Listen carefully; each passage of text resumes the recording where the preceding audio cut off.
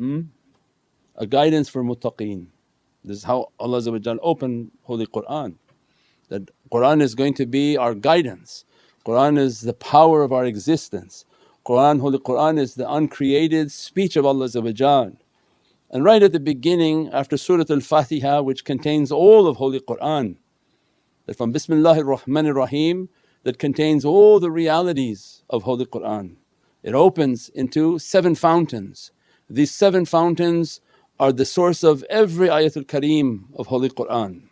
Every alhamdulillahi rabbil alameen, like if you could imagine 7 waterfalls that spring every verse of Qur'an, known and unknown to us, that every time alhamdulillahi rabbil alameen is the fountainhead of every verse of praise. So from these immense waterfalls of divine realities that have no beginning and no end, Allah begins after Surah Al-Fatiha, Alif Lam Mim, ذَلِكَ الْكِتَابُ لَا رَيْبَ فِيهِ فَهُدًى الْمُتَّقِينَ. Right there is the guidance of Ramadan, because Allah wanted for us, stop your life, slow down, don't even put anything in your mouth because that's such a big distraction. As soon as you cut things to your mouth, you have complete attention from Allah and your attention is upon Allah because the whole dunya shuts down when you can't eat. It's a time of reflection, it's a time in which when everything else we're running, we're busy. It has its own miraculous way just to slow everything down. Blood pressure drops, all the function of the body begins to change, and you're continuously reflecting about Allah, your existence, your life, what have you been running for, what will be the end goal, what will be the result. All of that is Allah is what the love of Ramadan for Allah, that the servant slows down and now contemplates their creator. And right at the beginning, Alif Lam Mim, ذَلِكَ الْكِتَابُ لَا رَيْبَ فِيهِ. Verily in this book, the coding of Alif Lam Mim, and then for verily in this book there is no crookedness, but hudan al-muttaqeen. It's a guidance for muttaqeen. That's why you see people read Qur'an and they're crazy.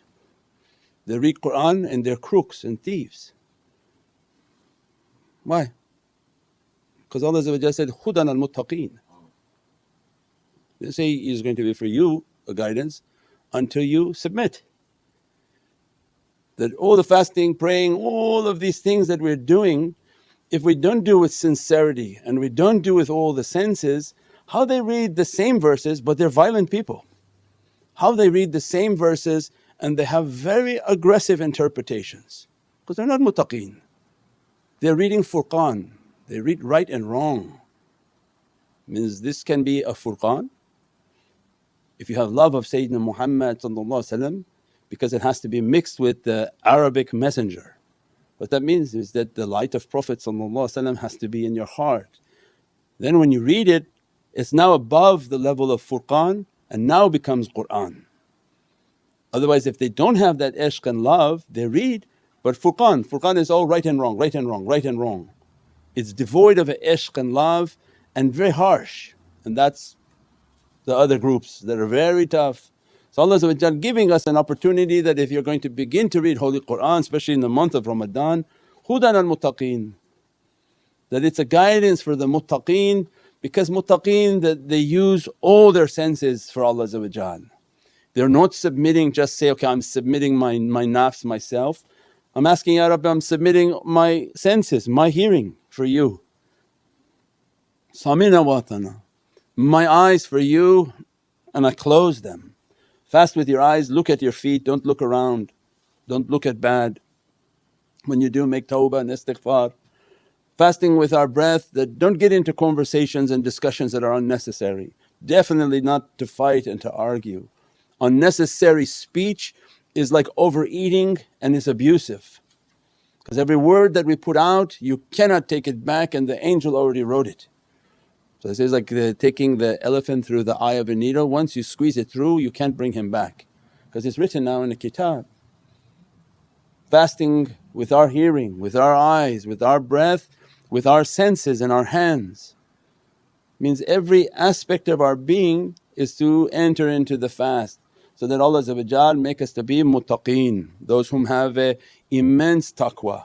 They don't claim their taqwa from themselves, that you ask them, you have taqwa? Say, I have taqwa. But no, they've been trained. If you have taqwa from your hearing, then what would be your character? You have very clean hearing. You don't want to hear bad, you don't want to sit and listen to gossip all day long, you don't want to hear backbiting. Now you turn on TV, it's killing everyone.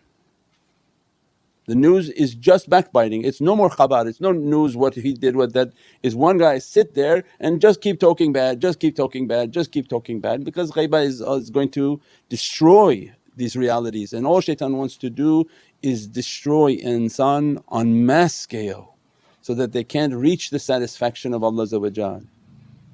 So then the characteristics of muttaqeen, they would know themselves.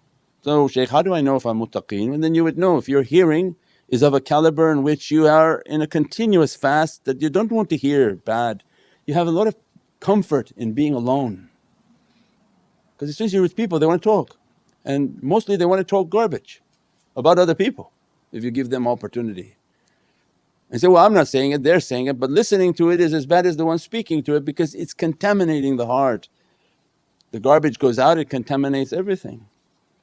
They say, how do you know if you're muttaqeen with your eyes? Is you try your best to keep your eyes to be clean, because these are the same eyes in which you want to look, and not through the physical eye, but what this eye captures, you want it to capture the heavens and not the filthiness of dunya. Because with that filthiness on its lens, how you can then try to direct it into the heavens? It gets contaminated. So it's like trying to look through the heavens and you've sort of thrown all sorts of dirt onto the lens, and then you have to spend all your time continuously re-cleaning and polishing the heart.